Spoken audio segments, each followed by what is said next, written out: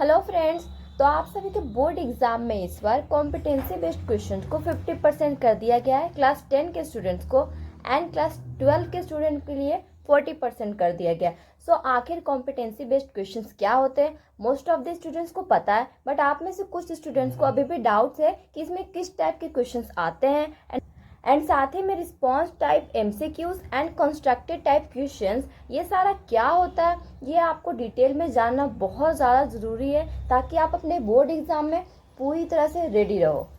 सो CBSE भी friends आपके लिए कॉम्पिटेंसी फोकस्ड क्वेश्चंस बोल लीजिए, कॉम्पिटेंसी बेस्ड क्वेश्चंस का एक पीडीएफ आपको बना के देती है हर एक सब्जेक्ट का। तो यहाँ पे मैंने मैथमेटिक्स क्लास 10 का यहाँ पे लिया है, ठीक है। तो इसमें कैसे क्वेश्चंस आते हैं वो आपको आगे सॉल्व करके शो करेंगे, जिससे आपको आइडिया होगा कॉम्पिटेंसी बेस्ड क्वेश्चन में किस टाइप के क्वेश्चंस आपको मिलेंगे एंड किस टाइप क्वेश्चंस को आपको डील करना होगा, ठीक है। सो फर्स्ट हम ये जान लेते हैं अच्छे से, बहुत ही अच्छे से करेक्ट इन्फॉर्मेशन के साथ कि कॉम्पिटेंसी बेस्ड क्वेश्चंस क्या होते हैं, ठीक है।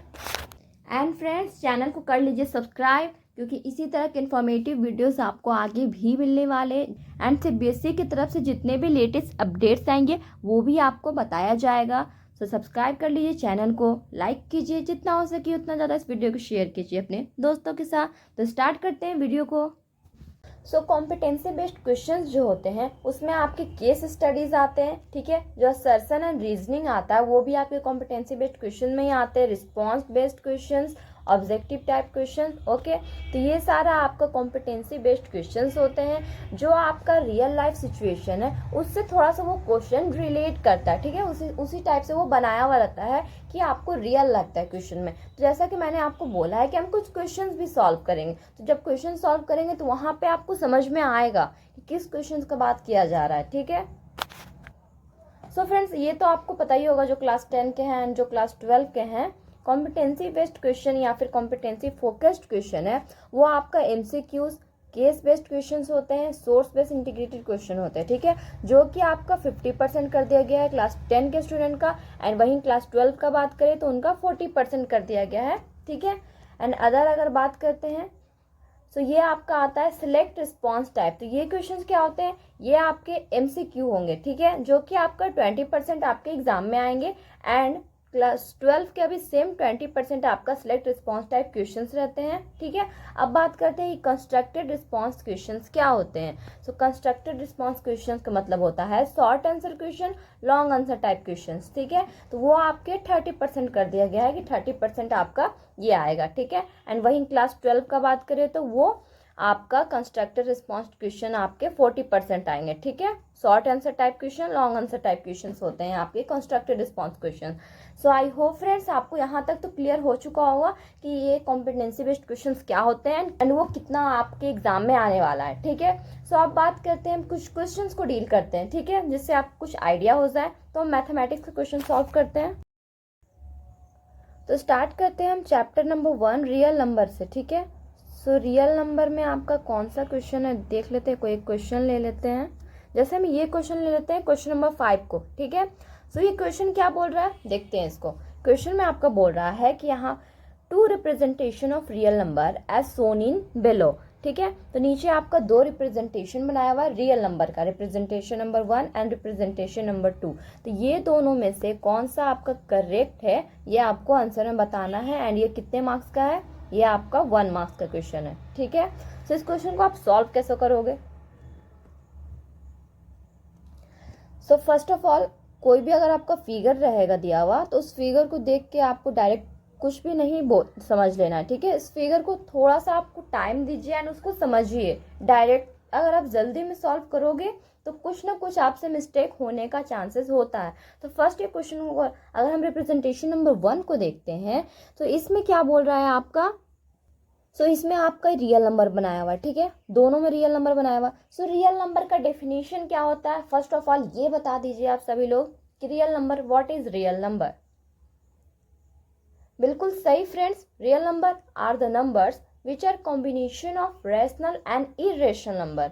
रियल नंबर क्या होते हैं, आपके रेशनल एंड इरेशनल नंबर के कॉम्बिनेशन होते हैं। सो यहाँ पे हमारे रियल नंबर का 2 पार्ट में बनाया हुआ है, एक रेशनल नंबर के पार्ट में एंड दूसरा इरेशनल के पार्ट में। तो ये जो हमारा रिप्रेजेंटेशन है वो सही जा रहा है, ठीक है। सो अब हम अंदर फिगर की तरफ चलते हैं। तो ये जो इरेशनल ये तो अब अलग हो चुका है, अब ये इतना बचा, ठीक है। तो फर्स्ट हम नेचुरल नंबर को देखते हैं। तो नेचुरल नंबर क्या होता है?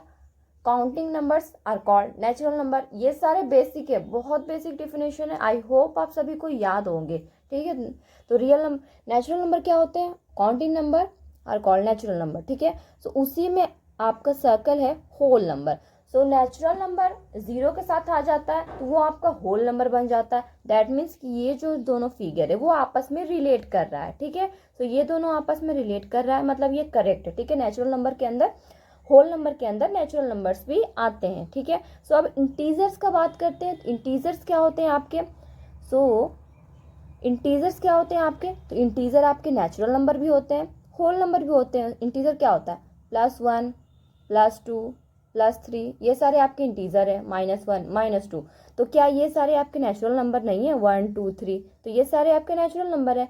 इसका मतलब कि जो इंटीजर है वो आपके natural number and whole number भी होते हैं, ठीक है। तो यहाँ तक तो हमारा करेक्ट चल रहा है। अब फिगर में आ जाता है कि ये पूरा रेशनल नंबर के अंदर में आपका आ जाता है natural number, whole number, integer. तो ये पूरा रेशनल नंबर में आपका आ जाता है natural number, whole number, integer, ठीक है। तो क्या ये करेक्ट है? रेशनल नंबर क्या होता है? जिसको हम p/q के फॉर्म में लिख सकते हैं वो हमारे रेशनल नंबर होते हैं। रेशनल नंबर में हमारा इंक्लूड होता है natural number, whole number, integer. अगर हम 1 को भी सपोज करते हैं, एंड 1 क्या है? हमारा एक नेचुरल नंबर है, तो 1 के नीचे यहाँ पे 1 तो सभी के नीचे छिपा हुआ होता है, तो क्या ये हमारा एक रैशनल नंबर है? बिल्कुल रैशनल नंबर है। अगर हम किसी 2 को सपोज कर लेते हैं, डायरेक्ट 2 क्या हमारा एक नेचुरल नंबर है, एंड उसके नीचे भी 1 रहता है, ठीक है। तो p/q के फॉर्म में ये है हमारा, p/q के फॉर्म में है, तो ये हमारा 2 भी एक नेचुरल नंबर हो गया, रैशनल नंबर हो गया। दैट मीन्स कि ये जो रैशनल नंबर है वो आपके natural number, whole number and integers भी हो सकते हैं। तो इससे हम यही अंदाजा हमें लग रहा है कि जो रिप्रेजेंटेशन 1 है वो करेक्ट है, ठीक है। सो डायरेक्ट इसको करेक्ट करके आगे नहीं बढ़ना है, हमें इस रिप्रेजेंटेशन 2 को भी ध्यान से देख लेना है एक बार, ठीक है। सो रियल नंबर में आपका rational and irrational number mix कर दिया गया है। तो रियल नंबर आपके कॉम्बिनेशन होते हैं रैशनल एंड इरेशनल का, ये तो सही है, बट इरेशनल नंबर के अंदर में आपके rational number, integer, whole number, natural number ये नहीं आता है। रैशनल नंबर, इरेशनल नंबर वही होते हैं जिसको हम p/q के फॉर्म में नहीं लिख सकते हैं, ठीक है।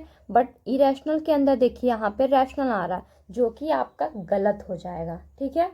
इरेशनल नंबर आपके रैशनल नंबर नहीं होते हैं, कोई भी रेशनल नंबर आपका इरेशनल नहीं होता है। ये आप बहुत जगह आप लोगों ने क्वेश्चन सॉल्व किया होगा तो प्रूव भी किया होगा, ठीक है, कि कोई भी आपका इरेशनल नंबर रैशनल नहीं हो सकता। तो ये जो आपका रिप्रेजेंटेशन 2 है ये आपका बिल्कुल गलत है। तो करेक्ट ऑप्शन क्या हो जाएगा? रिप्रेजेंटेशन 1 जो है वो आपका करेक्ट आंसर हो जाएगा, ठीक है। तो इसके लिए मिलेंगे आपको 1 मार्क्स। क्वेश्चन में कुछ भी नहीं था, जो भी टाइम लगा समझाने में लगा, एंड आई होप बहुत सारे स्टूडेंट ये क्वेश्चन देखते के साथ ही बता दिए होंगे कि इनका करेक्ट आंसर क्या होगा। बहुत ही सिंपल क्वेश्चन था, ठीक है। तो एक और क्वेश्चन देख लेते हैं किसी और चैप्टर का, ठीक है।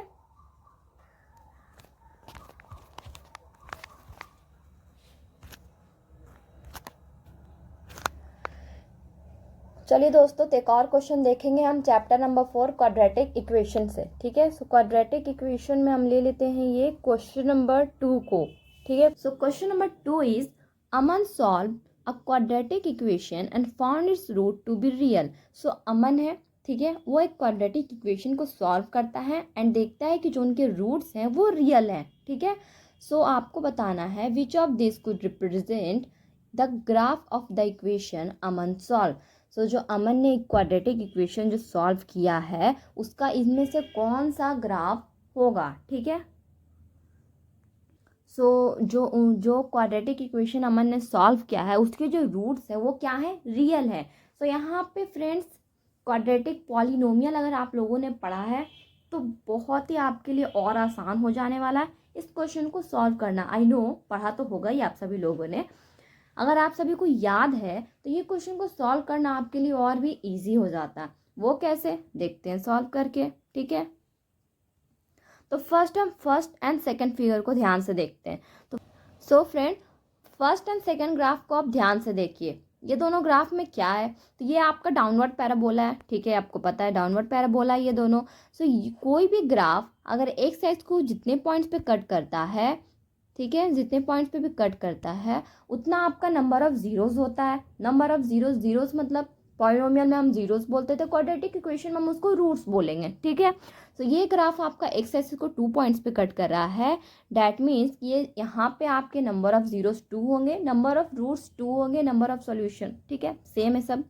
एंड यहाँ पे भी 2 होंगे, तो यहाँ रूट्स 2 है, डैट मीन्स कि ये हमारे रियल है, एक भी रूट होगा तो भी वो रियल होगा, ठीक है। तो फर्स्ट एंड सेकेंड ग्राफ हमारा ट्रू है। थर्ड एंड फोर्थ ग्राफ को अगर हम देखें तो ये जो आपका पैराबोला है वो एक्स एक्सिस को टच नहीं कर रहा है, एक्स एक्सिस को टच नहीं करेगा, डैट मीन्स कि यहाँ पे इसका कोई रूट्स ही नहीं है, ठीक है, यहाँ पे इसका कोई भी रूट्स नहीं है। एंड अगर फोर्थ ग्राफ को हम देखते हैं तो यहाँ पे ये जो ग्राफ है वो एक्स एक्सिस को एक पॉइंट पे टच कर रहा है, यहाँ पे इसका नंबर ऑफ रूट्स कितने हो जाएंगे, यहाँ पे इसके नंबर ऑफ रूट्स 1 हो जाएंगे, ठीक है। सो यहाँ पे एक भी रूट्स नहीं है, इसका मतलब कि इन चारों में से आपका करेक्ट ऑप्शन क्या हो जाएगा, क्वाड्रेटिक इक्वेशन के रूट्स भी हैं एंड वो रूट्स आपकी रियल भी हैं, ठीक है। तो इन चारों में से आपका करेक्ट ऑप्शन हो जाएगा ऑप्शन नंबर 4, क्योंकि 1 भी हमारा सही है, रूट्स हैं उसमें भी, 2 सेकेंड ग्राफ में भी हमारे 2 रूट्स हैं, एंड थर्ड ग्राफ में हमारा कोई भी रूट्स नहीं है, एंड फोर्थ ग्राफ में हमारा 1 रूट्स है। सो हमारा करेक्ट ऑप्शन हो जाएगा ऑप्शन नंबर 4, ठीक है। सो आई होप ये क्वेश्चन आपको समझ में आ गया हो, अगर नहीं आया है फिर कमेंट कीजिए। एंड फ्रेंड्स, अगर आपको आज क्लास अच्छा लगा हो तो फिर आपको क्या कर लेना है, चैनल को कर लेना है सब्सक्राइब, लाइक करना है, जितना हो सके उतना ज़्यादा इस वीडियो को शेयर करना है अपने दोस्तों के साथ। तो मिलते हैं आपसे नेक्स्ट वीडियो में, तब तक के लिए थैंक यू वेरी मच।